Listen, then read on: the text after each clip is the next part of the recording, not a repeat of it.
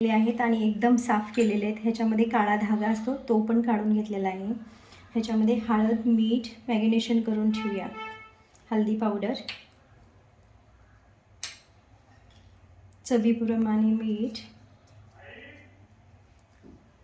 आणि 2 चमचे दही टाकूया आणि मॅरिनेशन करायला ठेवूया. कमीत कमी हे प्राउन्सला आपण वेळ हे प्राउन्स आपलं मॅरिनेशन झालेलं आहे. 1 तासासाठी ठेवलं होतं. मस्त मॅरिनेशन झाले.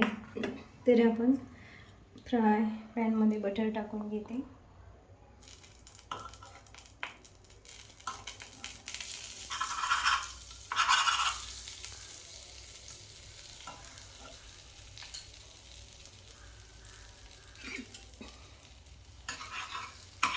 बटर मेल्ट झालं ना की फ्राय केल्यानंतर बटर जळतं.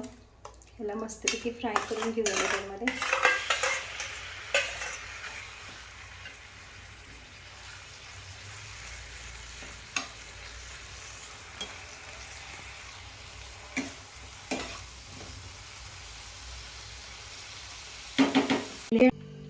अशाच प्रकारे आपली मस्तपैकी कोकोनट करी रेडी आहे.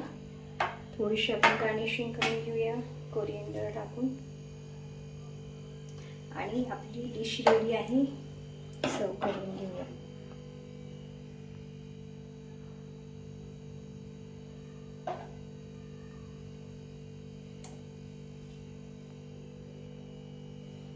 Complete my dish.